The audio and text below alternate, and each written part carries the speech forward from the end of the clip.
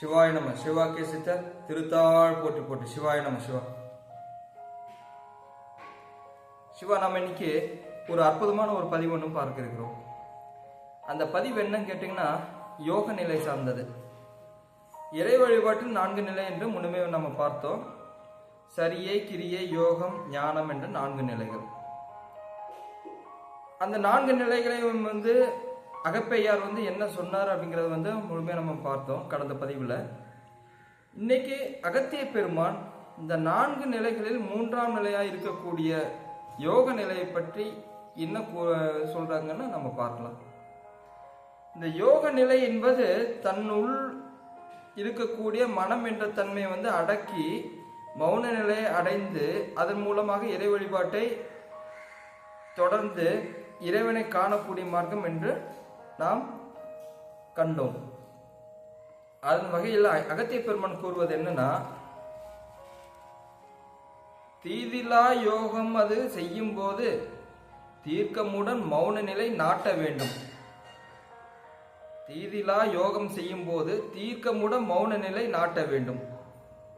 சூது, பொய், களவு, கொலை, தந்திர மார்க்கம், துப்புரவாய துகள் அகற்றல் வேண்டும் பாரே அப்படின்னு சொல்லிட்டு சொல்றாங்க. மறுபடியும் படிக்கிறேன். தீதிலா யோகம் அது செய்யும் போது தீர்க்கமுடன் மௌன நிலை நாட்ட வேண்டும்.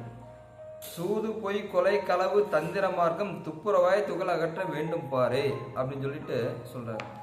இதுல இருக்கக்கூடிய தன்மை மிக எளிதான ஒரு விளக்கமா இருந்தாலும் இதனை கடைபிடிக்கக்கூடிய நெறிமுறைகள் பார்த்தீங்கன்னா மிக பிரம்மாண்டமானது.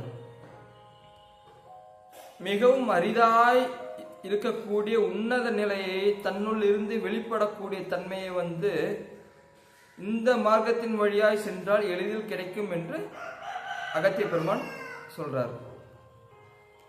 இதுல என்ன ஒரு விஷயம் ஒன்று பார்த்தீங்கன்னா, மௌன நிலை நாட்ட வேண்டும் அப்படிங்கிறார். தீர்க்கமுடன் மௌன நிலை நாட்ட வேண்டும். எப்படி தீர்க்கமுடன் மௌன நிலை நாட்ட வேண்டும்? எந்த ஒரு சந்தர்ப்பத்திலும் எந்த ஒரு நிலையிலும் மாணிக்கவாசக பெருமான் சொல்ற மாதிரி இமைப்பொழுதும் என் நெஞ்சில் நீங்காதான் தாழ் வேண்டும் என்று சொல்றாங்க இல்லையா? அதே மாதிரி அந்த இமைக்கக்கூடிய நொடி முழுவதுமாயினும் சரி, மனமானது எந்த ஒரு நிலையிலும் இருந்து மாறுபடாது சதா சிவத்தின் நிலையிலே இருக்க வேண்டும் என்ற தன்மையை இங்க போதிக்கிறார். தீர்க்கமுடன் மௌன நிலை நாட்ட வேண்டும். எந்த ஒரு செயலில் ஆனாலும் சரி, எந்த ஒரு நிலையிலானாலும் சரி, எந்த ஒரு எண்ணங்களும் உள்ளில் எழாதபடிக்கு இருக்க வேண்டும் அப்படின்னு சொல்றாங்க. அப்ப இந்த எண்ணம் வராதபடிக்கு இருக்க வேண்டும் என்றால் நம்ம என்ன செய்ய வேண்டும்? அதற்கு தான் அழகா சொல்றாங்க. சூது, பொய், கொலை, களவு, தந்திர மார்க்கம். அப்ப தந்திர மார்க்கம் அப்படிங்கிறது என்னன்னு கேட்டீங்கன்னா, மந்திர தந்திரத்தின் மூலமாகவோ எந்த ஒரு வகையில் மூலமாகவோ, அதாவது இந்த மனதினாலும் அல்லது செயலினாலும் செய்ய முடியாத ஒரு விஷயத்தை சூட்சமத்தன்மையில் செய்யக்கூடிய மார்க்கமே தந்திர மார்க்கம். அந்த வழியிலும் சரி,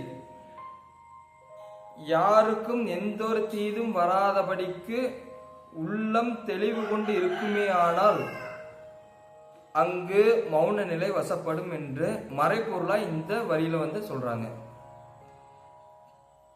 சூது, பொய், கொலை, களவு, தந்திர மார்க்கம், துப்புரவாய் துகள் அகற்றல் வேண்டும் பாரு. அற்புதமான இந்த தன்மையில் இருக்கக்கூடிய சூட்சமே இதன் பொருளே இந்த கடைசி 2 வரிகள் தான்.